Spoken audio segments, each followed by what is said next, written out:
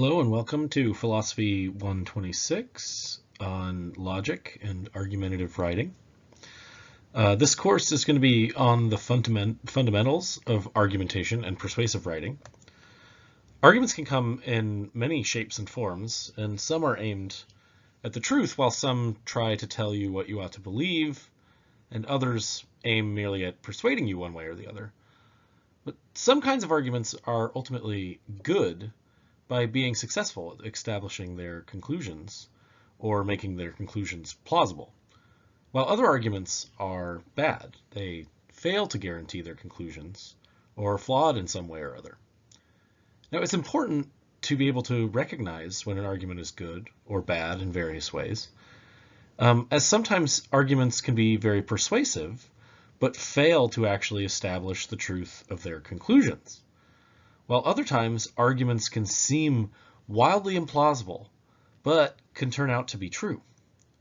So in this class, we're going to be studying different types of arguments, the kinds of arguments you might come across in the wild, like while reading or from the mouth of a politician. And we'll be discussing these arguments through some rather outlandish examples, which should add to some fun. Things like aliens, anti-vaxxers, astrology, mind reading, deep state control, conspiracy theories. All of these are going to be on the table, including some more outlandish scientific arguments that we hear about generally in popular culture. Using these examples, we will learn how to sort good arguments from bad arguments, and how to spot persuasive arguments that succeed in supporting their conclusions and distinguish them from ones that don't. Let me first introduce myself. My name is Kyle Dickey. I'm your instructor for this class. There's my email, kydickey@calpoly.edu. Please feel free to email me any questions. I'll be trying to get back to you within a day or two. My office hours this quarter are going to be from noon to 2 p.m. On Fridays and by appointment. So if you want to meet outside of those times, feel free to email me. Also, I suggest that you send me an email if you want to meet for my office hours so that I can get you the Zoom link for the office hour meeting. The textbook that we're going to be using in this class is called How to Think About Weird Things, Critical Thinking for a New Age. It's by Theodore Schick and Louis Vaughn, and there's a number of different editions of this textbook. And I'm using the 8th edition, but I believe that the 7th edition should be fine. It's probably cheaper to pick up the 7th edition, or if you can find it somewhere online.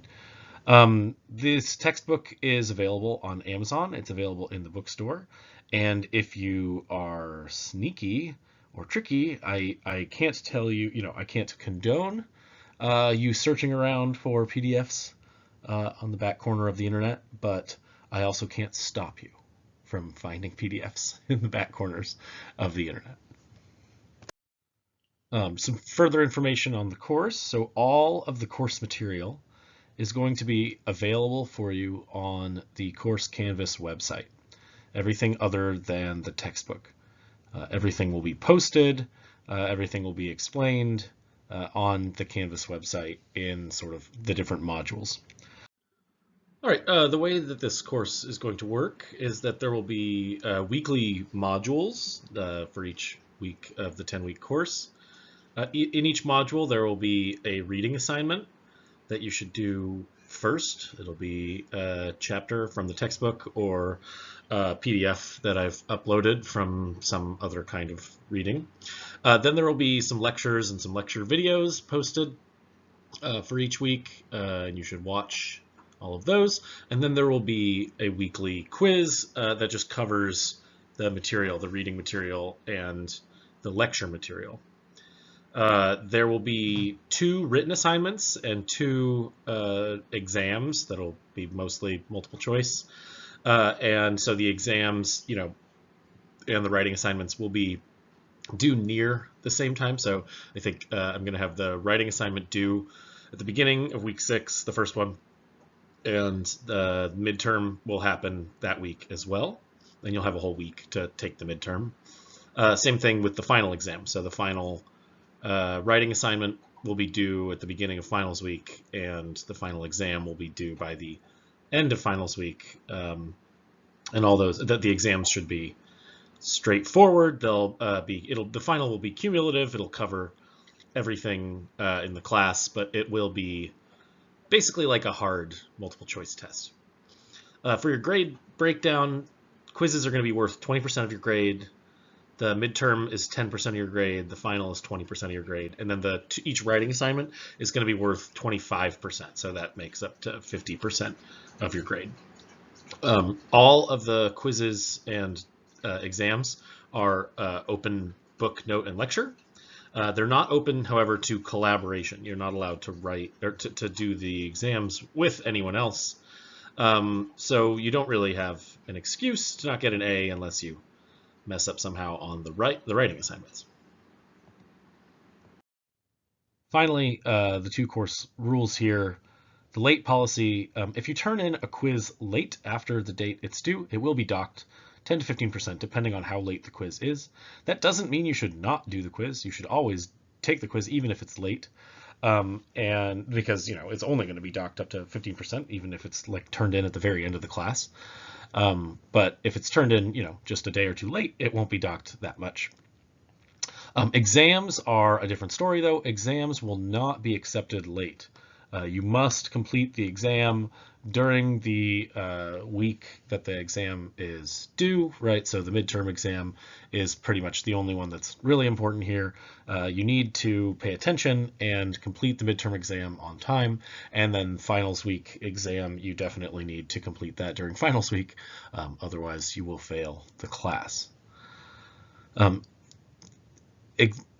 You can't turn in an exam late unless you have some sort of medical excuse, and if you have some sort of valid medical excuse, then I need to see some sort of accompanying documentation just to verify the medical excuse. Plagiarism also is not to be tolerated. No cheating of any sort will be tolerated in this course.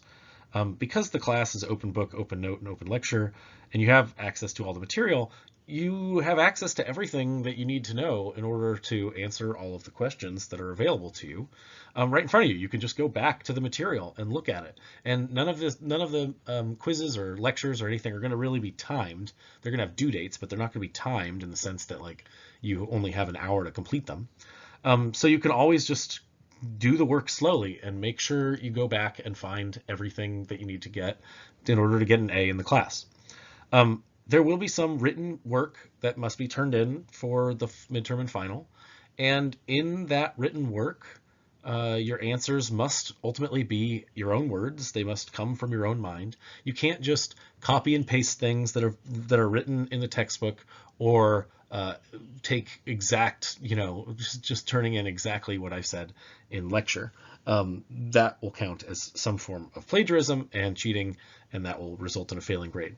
Now, this doesn't mean that you can't, in some sense, just write down what I say. You just have to write down what I say in your own words. So you need to reformulate it, think about it, and determine how it is best to be, to put something when you're answering a question, and then that's not going to count as plagiarism at all. The only thing that really counts as plagiarism is if, say, you just turn on your recorder and take the YouTube videos and take all the subtitles from the YouTube videos and then just like copy and paste them into the answer.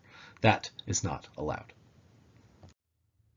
Welcome to this class and good luck everybody, and let me know if you have any questions, comments, or concerns.